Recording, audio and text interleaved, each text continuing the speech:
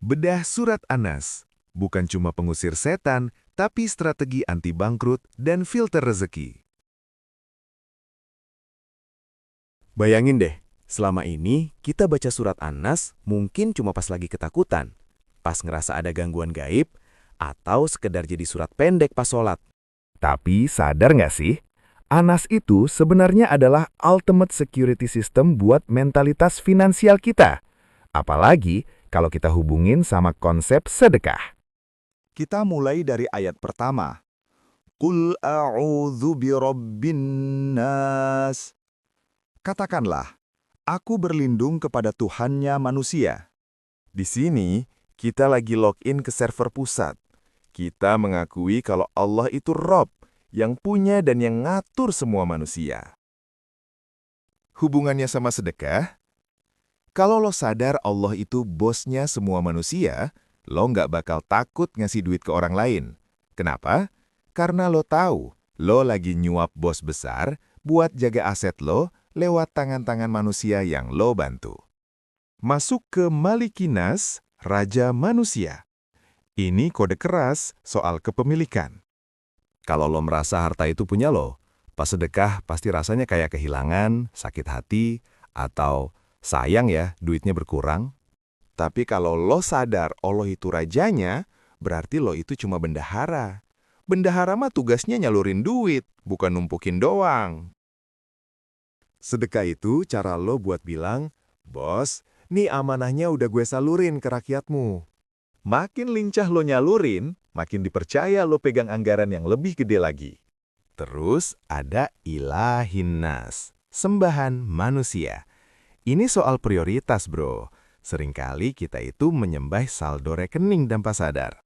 Kita takut saldo berkurang, seolah-olah saldo itu yang ngasih kita hidup. Nah, sedekah itu cara paling ampuh buat uninstall berhala-berhala kecil di hati kita. Pas lo buang duit buat orang lain, lo lagi ngebuktiin kalau Tuhan lo itu Allah, bukan angka-angka di mobile banking. Bagian paling serunya itu pas masuk ke min syarril waswasil khannas. Dari kejahatan, bisikan setan yang bersembunyi. Lo tahu nggak, setan itu paling sering bisikin apa pas lo mau sedekah? Al-fakru, takut miskin. Pas lo mau transfer buat donasi, tiba-tiba ada bisikan. Nanti buat bayar cicilan gimana? Nanti kalau butuh mendadak gimana? Nah, itu dia si khannas lagi kerja. Dia mau bikin lo stuck, bikin pipa rezeki lo mampet gara-gara lo ketakutan sendiri.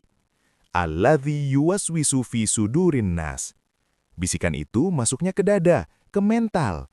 Makanya banyak orang kaya tapi hidupnya gelisah. Itu karena dadanya penuh sama was-was harta. Sedekah itu fungsinya kayak detox. Dia buang racun-racun was-was itu. Dengan lo berbagi, lo lagi ngegas lawan rasa takut lo sendiri. Lo lagi bilang ke setan, gue nggak takut miskin, karena gue punya Malikinas yang punya segalanya. Terakhir, minal jinnati wan nas, dari golongan jin dan manusia.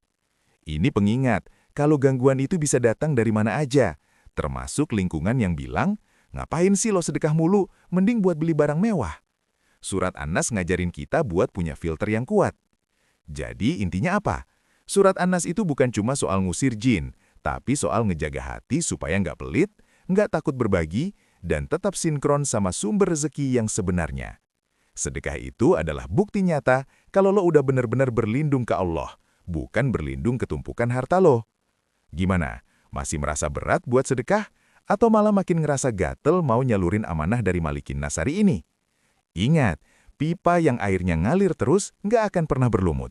Yuk, lancarin lagi aliran rezeki kita lewat pintu An-Nas ini. Strategi out of the box An-Nas buat melipat gandakan aset. Tadi kita udah bahas soal perlindungan mental. Sekarang kita masuk ke bagian teknis yang lebih deep. Pernah nggak lo kepikiran, kenapa di An-Nas itu kata An-Nas, manusia, disebut sampai 5 kali? Padahal Allah bisa aja bilang, Tuhan mereka atau Raja mereka. Ini kode keras, bro. Sedekah itu urusannya sama manusia, tapi dealnya sama Allah.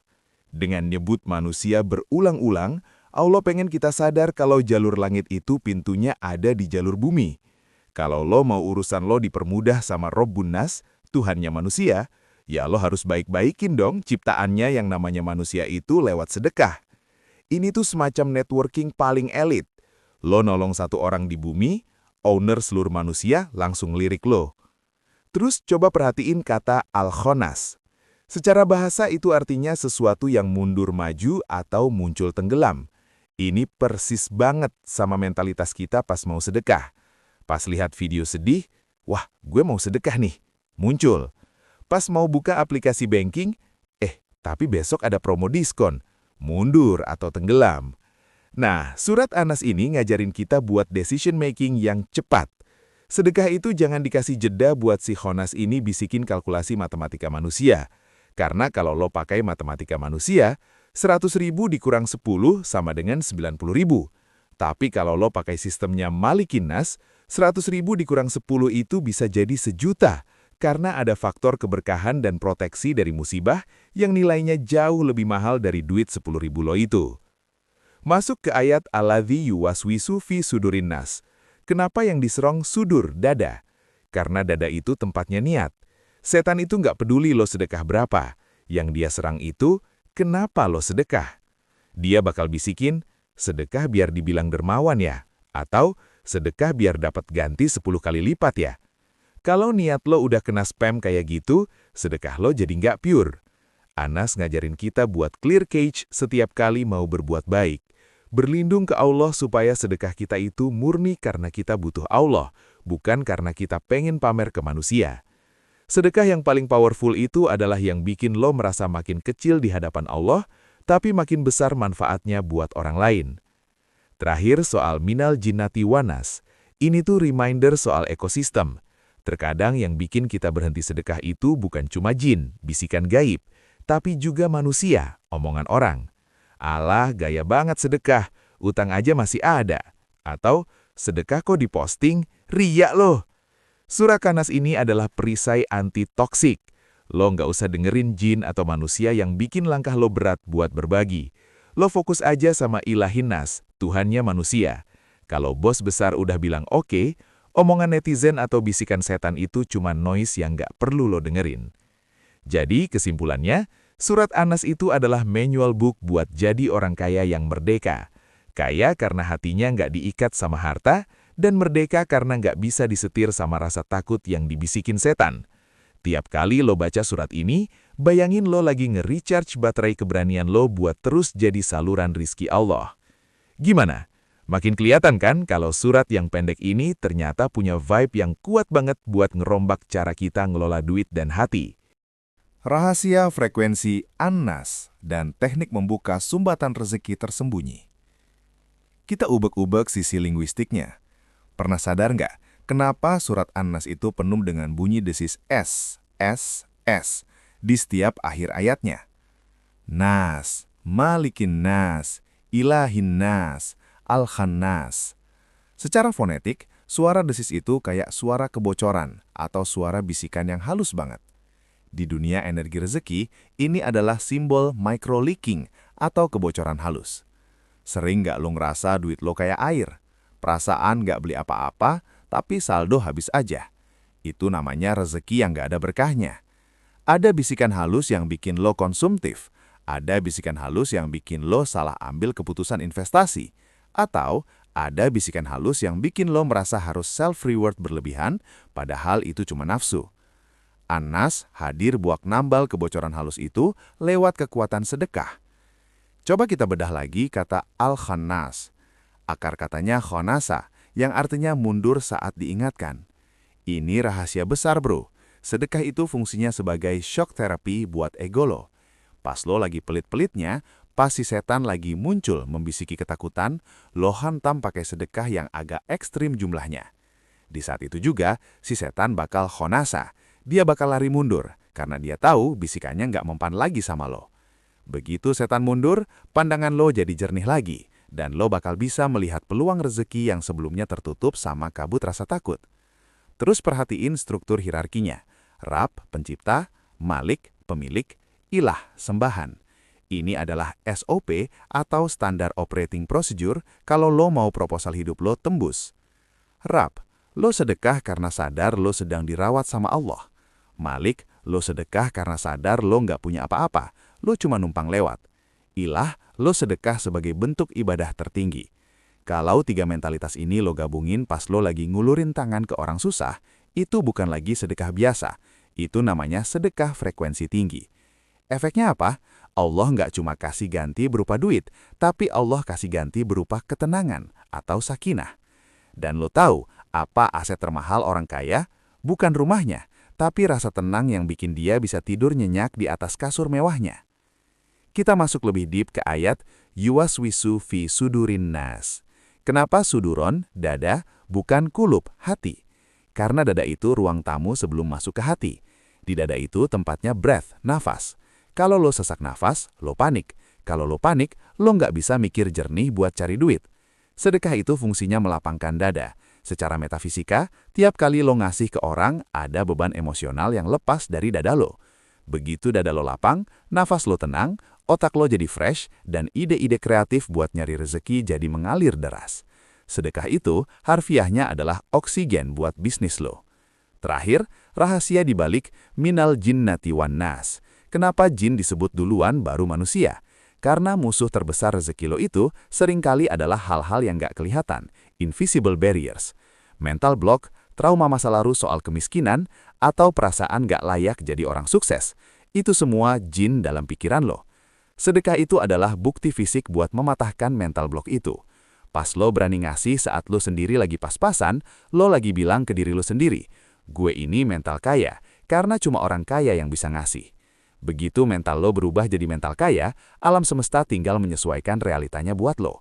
Jadi, kalau lo baca An-Nas sekarang, jangan cuma bayangin lo lagi ngusir setan di pojok kamar, tapi bayangin lo lagi ngebersihin pipa rezeki lo dari kotoran-kotoran was-was yang menghambat sukses lo. Sedekah itu adalah cairan pembersihnya. Semakin sering lo bersihin, semakin deras air nikmat yang bakal ngalir ke wadah hidup lo. The ending. Menutup celah terakhir dan menyalakan mesin rezeki abadi. Pernah nggak lo kepikiran, kenapa surat An-Nas itu diletakkan di posisi paling akhir dalam Al-Quran? Kenapa bukan Al-Baqarah yang panjang lebar atau Al-Ikhlas yang bicara tentang tauhid murni? Ini rahasia besarnya. An-Nas ditaruh di akhir karena itu adalah the last gate atau gerbang terakhir. Lo bisa aja punya ilmu setinggi langit, Al-Baqarah. Lo bisa punya iman yang kuat, Al-Ikhlas, tapi kalau gerbang terakhir lo, yaitu hubungan lo dengan sesama manusia, An-Nas, itu mampet karena sifat pelit dan was-was, maka semua ilmu dan iman lo itu cuma bakal jadi teori yang nggak napak di bumi. Sedekah itu adalah cara lo memastikan gerbang terakhir ini selalu terbuka lebar. Coba lo perhatiin lagi kata Malikin Nas. Dalam manajemen modern, ada istilah key opinion leader atau stakeholder. Kalau lo mau sukses di sebuah sistem, lo harus baik sama pemilik sistem itu. Allah bilang dia itu raja manusia. Artinya, semua hati manusia itu ada di genggamannya. Sedekah itu adalah remote control buat ngetuk hati manusia-manusia lain yang bisa jadi wasilah rezeki lo. Lo pengen klien percaya sama lo. Lo pengen bos lo apresiasi lo. Lo pengen pembeli lo setia. Jangan cuma deketin manusianya, tapi sedekahin harta lo buat hamba-hambanya yang lemah. Nanti si raja manusia ini yang bakal bisikin ke hati mereka buat suka dan percaya sama lo. Itu taktik Malikin Nas yang jarang orang paham. Kita masuk ke bagian yang paling deep, waswasil khannas. Lo tahu nggak, was-was paling jahat itu apa? Bukan cuma takut miskin, tapi perasaan gue kurang. Ini yang namanya scarcity mindset. Lo ngerasa dunia ini sempit. Lo ngerasa kalau orang lain dapat berarti lo kehilangan. Surat An-Nas itu adalah obat buat abundance mindset. Pas lo sedekah, lo lagi memprogram ulang otak lo untuk bilang, gue punya lebih, makanya gue bisa ngasih. Makin sering lo ngasih, otak lo bakal makin yakin kalau lo itu orang kaya. Dan di dunia ini, lo nggak akan dapat apa yang lo pengen, tapi lo dapat siapa diri lo sebenarnya. You don't get what you want, you get who you are. Kalau mental lo pemberi, maka semesta bakal memperlakukan lo sebagai tuan yang harus selalu punya stok buat dibagikan. Terakhir, coba lihat kata ilahinas. Ini adalah level tertinggi. Sedekah yang udah sampai level ilah, itu udah nggak mikir dapat ganti berapa. Lo sedekah karena lo cinta sama Allah. Lo ngerasa kalau bisa ngasih itu sendiri adalah sebuah nikmat. Sering kan kita dengar orang bilang, duh makasih ya udah dibantu. Nah, orang yang paham surat An-Nas level pro bakal bilang dalam hati, bukan, gue yang makasih sama elo, karena elo udah mau jadi tong sampah dosa-dosa gue lewat sedekah ini. Gue yang makasih karena elo udah ngasih gue kesempatan buat dapat senyum dari Ilahi Nas. Ini adalah level di mana sedekah lo nggak lagi punya berat, lo nggak merasa berkorban, tapi lo merasa beruntung. Minnal Jinnati Wanas. Surat ini ditutup dengan kesadaran kalau tantangan itu nggak akan pernah berhenti. Akan selalu ada bisikan buat jadi pelit, baik dari dalam diri maupun dari lingkungan. Tapi sekarang, lo udah punya kodenya. Setiap kali lo ngerasa ragu mau transfer donasi, setiap kali lo ngerasa sayang mau bantu orang, lo baca An-Nas dan lo sadar, oh, ini si Khonas lagi mau nyumbat pipa rezeki gue. Nggak bisa, gue bakal buka sumbatannya sekarang juga. Penutupnya gini bro, Al-Quran dimulai dengan Al-Fatihah, pembukaan, dan ditutup dengan An-Nas, manusia.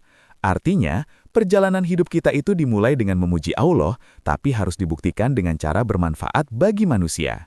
Dan cara paling konkret, paling satset, paling kelihatan hasilnya buat jadi manusia bermanfaat, ya cuma satu, sedekah. Jadi jangan cuma baca An-Nas buat ngusir hantu di plafon rumah lo, baca An-Nas buat ngusir hantu miskin di pikiran lo. Sedekah bukan bikin lo habis, sedekah itu bikin lo jadi pusat distribusi rezeki Allah di muka bumi. Dan yang namanya pusat distribusi, stoknya nggak akan pernah dibiarin kosong sama pusatnya. Boom! Selesai sudah bedah dalam kita. Gimana? Rasanya kayak baru selesai dapat update software di otak kan? Sekarang, satu-satunya cara buat save data ini biar nggak hilang adalah dengan action.